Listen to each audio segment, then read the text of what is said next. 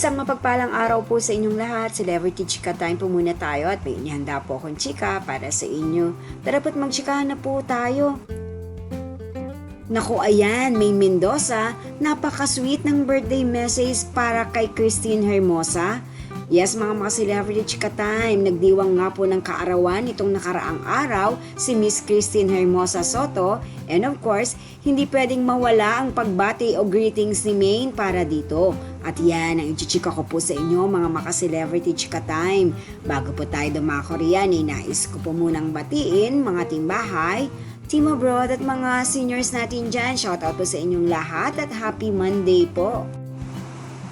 Isa nga po si Miss Christine Hermosa Soto na BFF po ni May na mga taga-showbiz. Naging close po niya ito dahil na rin po kay Oyo Boy Soto na matagal nang nakasama ni May sa isang sitcom sa GMA7. At kahit saan nga pong lugar o barkadahan ng mga ito ay kasakasama ni May ng mag-asawang Oyo Boy at Christine Hermosa. Maging sa mga special event ni May ay present din po ang mag-asawang ito. At kamakailan nga po ay nagdiwang ng kaarawan itong si Miss Christine Hermosa at ito nga pong si Mengay ay nagpost sa kanyang Instagram My Day ng larawan ni Christine at may pagbati po ito at kanya nga pong sinabi na wishing you a day as beautiful as you. Happy birthday ate kong Diyosa. Thank you for being you. I love you.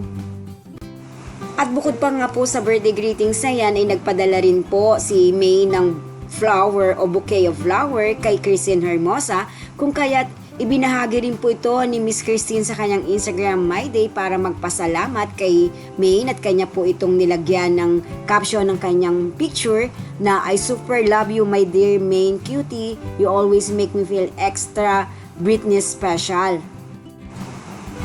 Ayan nga po sa palitan ng kanilang mga mensahe sa isa't isa ay obvious po na very close nga po itong si Maine sa kanyang ate Christine Hermosa. At ganun rin naman po itong si Miss Christine Hermosa na love rin po niya si Mengay.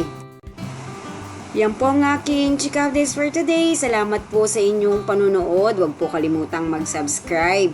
Pwede po mag-comment sa ibaba. Basta wag lamang po harsh o nakakasakit sa isa't isa. Salamat po muli. Spread love, not hate.